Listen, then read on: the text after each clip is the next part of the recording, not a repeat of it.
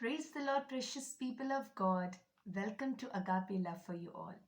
This is Priya Jamun with you, and I praise God that I have received this wonderful time to come and speak the word of God to you all.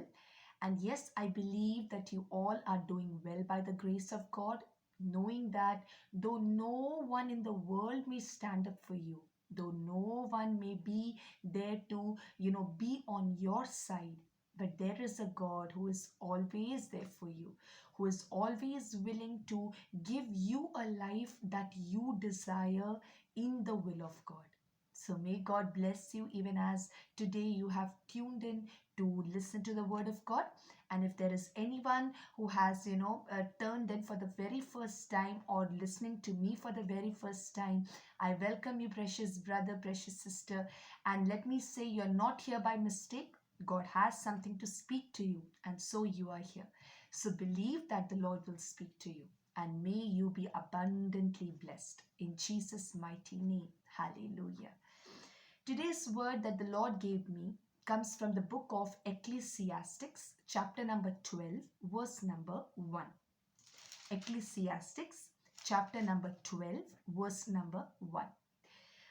Actually, the whole chapter it's a continuation from verse number 1, but I'm going to stick to the verse number 1, and thereby you will understand the remaining. So let me speak that word to you. It says, so remember your creator in the days of your youth, before the days of adversity come and the years approach when you will say, I have no delight in them. That is the first verse. It says, remember your creator in the days of your youth, before the days of adversity come and the years approach when you will have something to say like, I have no delight in knowing God or learning about him, or I have no delight in the word of God. So the teacher or the person who has written this is very much sure when he is telling this to you, that remember your creator before adversity comes and strikes your life, problems come and strikes your life, everything is darkened and you are left all alone, nobody is by your side, and you are like, now who will be there for me? So at such point of a time in your life when you really feel now there is no meaning to your life, only if you are a person who has not known your creator, you will have that to speak. But if you are a person who has known your creator, or who has known that I have a God who created me, who is with me and who will never forsake me, then though adversity may come, though problems may come, though the sun and moon forget to shine, my friend, you will have a testimony every time to share. That is how God works in the life of those who remember him. And that is why it is said, before your youth. Okay, that is the best time to know your creator is in the days of youth. Why? Because as a child, everyone knows that we are so distracted. Playing or taking part in other things is what normally a child's mind is captivated with. But as time matures, as you grow mature, that is what you are heading towards your youth. So in those time, it is the best to learn about your creator. I remember as a small child of 4 years old that I started reading Bible. I started to pray based on whatever my parents had taught me. But believe me, I only did it as a matter of practice or as a matter of doing it because my parents were at the back of me. I never did it with a very spiritual mind or so. No, I never did. My mind was equipped with always some or the other thoughts. Even sometimes while praying, I will be playing. Sometimes, I will be looking here or there or smiling, winking at my sister, doing every sort of things, which I can do, or being distracted even when I am praying, worshipping, or sitting listening to my papa who was telling me from the word of God.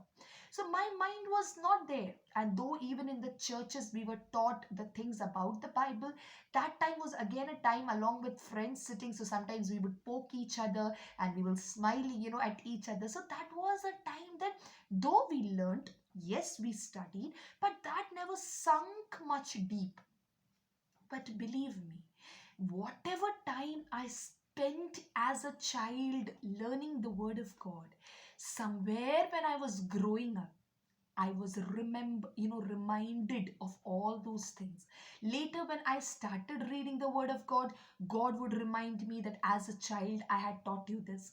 So there were so many things I could relate to. It was not like as a beginner I had to start, but by the grace of God, because He had invested in my life, because He had allowed me to go through a strict training, a disciplined life of reading the Word of God, of praying, of being with God, though playfully at the start.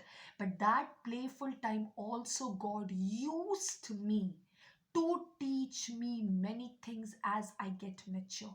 So I believe that even now, with my two children in my arms, whenever I tell my 4-year-old one to go and read his Bible, often I've seen him doing by his own, and that brings a great joy to me. But often I have to be at the back of him, poking and say, "Go, Enoch, go and read your Bible. Why every time I have to come and tell you this? Why don't you do it on your own?" So there are days when I have to be at the back of him in the morning or in the night, that I'm reminding him, read the word, pray, read the word, pray. But sometimes I've never seen him being like, like, "Mommy, why you are telling this?" I've never seen him that way. Yes, he will take time to do because he knows he has to do. But I don't know as a child what are his feelings when he reads the word. Yes, he loves reading because now, as he's learning to read the words, his interest is increasing in reading the Bible, because the more he's learning the words, he's now inquisitive. What is this word, Mama? What is that word, Mama? But I know as a child, as he's investing that 5 minutes probably in the presence of God, that will surely bear fruit as he grows up. Now, probably sometimes he may feel like, I don't want to do.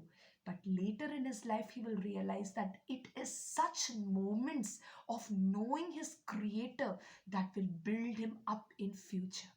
And that is what the teacher here is mentioning. So remember your creator.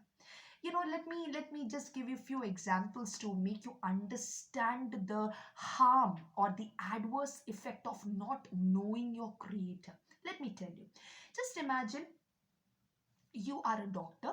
Okay, you earned a doctor degree and you're a very renowned doctor in a very renowned hospital, and now you have been given to take up a case which is very rare, and they all know that you are the only one doctor who has learned that condition properly, and they are counting on you to perform that operation upon the person who is harmed or who has that issue. Now, just imagine, as a doctor, suddenly you are saying at the time when you have to do the operation, "Oh, I don't know how to do it." And everyone are like, "What, doctor? What are you telling?" And you'll be like, "Yes, actually, theoretically I know everything, but when the practical things were going on, I did not pay much attention, so I really don't know what I have to do." Just imagine how that scene will be, how bad it will be. Just imagine, as a renowned doctor who has such a good degree, at the time when you have to do what you spent your years for, you are like, "Oh no, I did not pay much attention then, so I don't know how to handle this case." How it will be? Okay, just forget that. Okay, you are a person again who is going to appear for your exam. Okay, and you know that your exam is scheduled in this month, this date, and this time. All your time you're spending with your friends, watching TV, watching movies, and just before the night when the exam is scheduled for the next day, you take a the book and open the book. Ah ha ha. Smell this, perfume of the pages, of the book, which is so fresh and so good. And now you're like, I'm starting to study. Do you think you will be able to complete the entire portion in just a night, wherein even you are required to take some rest? What do you think? How will you be? In what position will you be when you are attempting your exam? Isn't that a dangerous thing again? My friends, it is just like that. You may be a person who's working in a substation, and in one time, the whole electricity of the whole town went off. Now everyone are counting on you to fix the issue, and you are like, suddenly, I don't know what I have to do. What will the town do? Just imagine the emergency, the urgency, my friend. It is just like that. When you don't know your creator, and when suddenly the problem strike, you know what will happen? You will go mad. You will be like, what I have to do? What I have to do? You will try to, go ahead with all those people whom you know. But finally, no one will be there to help you. Then what you will do? You will think of options. You will be like, God, God, God. But you will be like, where is God? I don't know whether he really exists. Why? Because you never gave time for God. You never even sat to talk to God. Even when people, your parents or your elders came to teach you about the word of God, you were so careless that you were least bothered, and you didn't even have a desire for it. And now at this juncture, when there is nobody around you, when everything around you is falling, you are like, God, are you really there? Are you really there? That is how it is when the days of adversity attacks and you are like, I don't know my creator. That is a very dangerous situation, my friend. Not something that you should be going through. Now I recently got to know yesterday. I'm not so updated about the news, because and I don't watch much all these, I'm not able to. But yes, yesterday, as my husband was talking to my sister's husband, and we came across, I got to know then that there is a new virus which is now slowly spreading across countries, and again, travel restrictions, all these things are coming up, and now this variant of COVID is more dangerous, more this. I was thinking then when COVID came itself, the world shook. Okay, and now the next variant of COVID is arriving. Now what is going in the mind of you, all those who survived COVID, all those who have seen deaths in COVID? What is your view when this is coming up? Are you fearful? Or are you at ease, like, oh, I survived COVID, what is this for me? Or are you like in a confusion, what is gonna happen? How the world will be? Has fear gripped your mind? Is it like, I don't know my future now. Who knows who will die next? Are these words coming out of your mouth? Or as a child of God, you're able to say, 1,000 may fall at my left, 10,000 at my right. I will not be harmed, because the Lord whom I serve is with me. He will station his angels around me, and no variant of COVID will be able to have any authority over me. Are you able to say that and walk? Or are you sitting fearful? You may know the word, but you don't know how to put it into practice. You may know everything in the word, but you don't know how to apply it in the time of need. Then what did you actually know about your Creator, my friend? The life will go on, your business will move on, everything will go. You will get whatever you need in your luxurious life. But if you don't have your creator, believe me, your world will not be so smooth. Your life will not be so smooth. You may think, I can manage. I can manage. How long, my friend? How long? You may think, I can manage, but it will be in a blink of an eye when problems come cracking down on you. And there you will not have any rescue.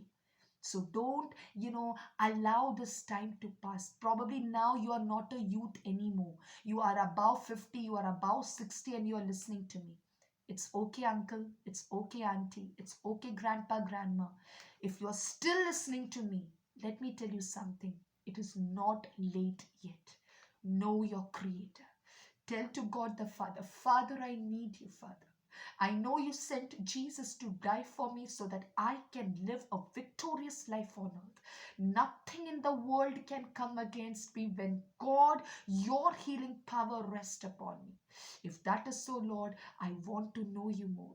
I want to taste you more, and I want to live a victorious life in you, Father. Even as you say that, in the name of Jesus, you will start knowing your Creator.